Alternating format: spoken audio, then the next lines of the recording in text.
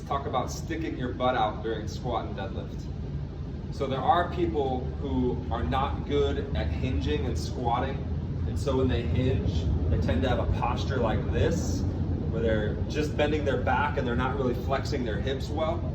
And so for them, sticking their butt out is an improvement, okay? Same thing in a squat. You get people that as they get down here, if they're really inflexible, then they'll start to round pretty early in the squat.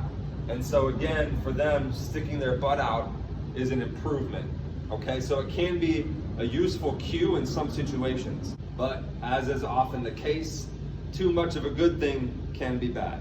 So for somebody who has decent hip mobility and can do hip flexion with good posture already, if they take things too far with anterior tilt to stick their butt out, they're actually gonna make the lifts harder on themselves.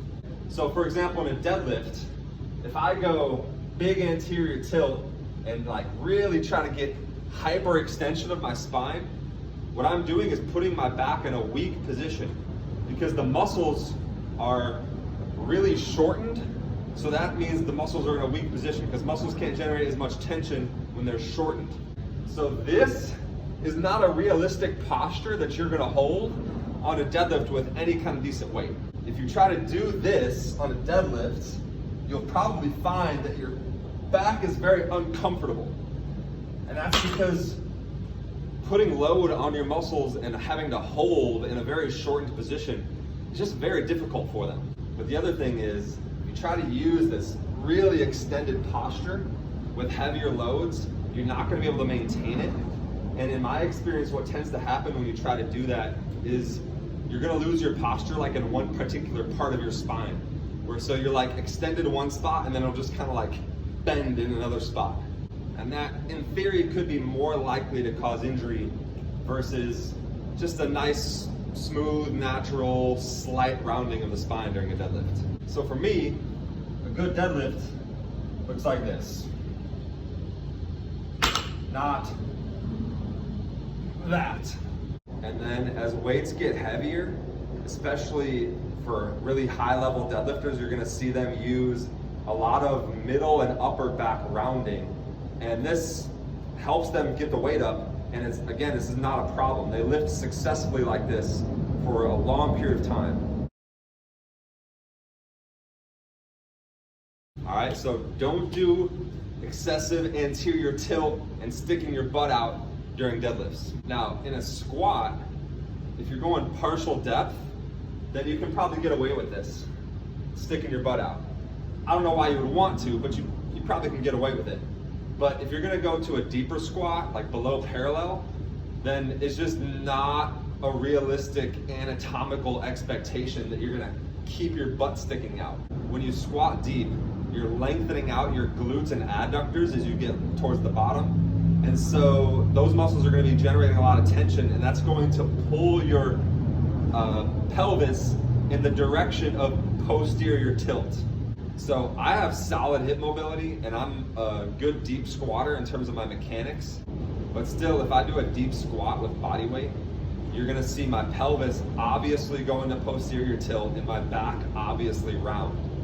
And that's normal, it's not a problem. Now what's interesting is adding weight will actually help correct this.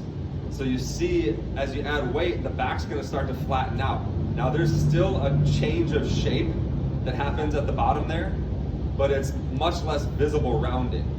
So that small amount of butt wink, as people call it, and just like a slight changing shape of the lumbar spine on your deep squats, like that's normal, that's fine. There are a lot of really strong, really successful lifters who lift like that for a long period of time and it's not a problem. Now, if you do try to do the butt sticking out all the way into a deep squat, again, you're gonna have this issue of your back muscles are just uncomfortable because you're squeezing them in a short position. But then you're also gonna get frustrated because you're just not gonna be able to maintain that position as you get down here, no matter how much you try. Okay, so if you video yourself and you're expecting to like hold that position, you're just gonna be endlessly frustrated. And it's actually gonna make your butt wink look worse because you're starting more stuck out So then at some point you're gonna get sort of this more dramatic tucking under as you get deep. And the other thing is that when you try to squat with this butt out position, you're tilting your pelvis forward, you're asking for hip impingement, right? You're asking to just run into the skeletal limitation of your hip joint. So if you have pain like front or side of your hips from squatting, check your pelvis position.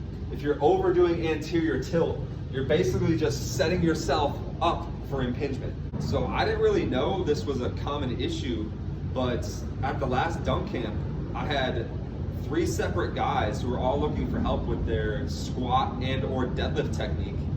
And after talking through things with them, looking at how they, did their lifts, doing like a couple light sets, in all 3 cases, I was like, yeah, I think you have a good looking squat and deadlift. You just are overdoing your posture, and that's what's causing you to have discomfort, or in the one case, it was the hip impingement issue. So yes, there is a fundamental skill that you need for lifting, which is maintaining an extended spine position under load, right? But if you get too obsessed with that and overdo it, where you're getting into this type of position, all you're gonna do is cause problems.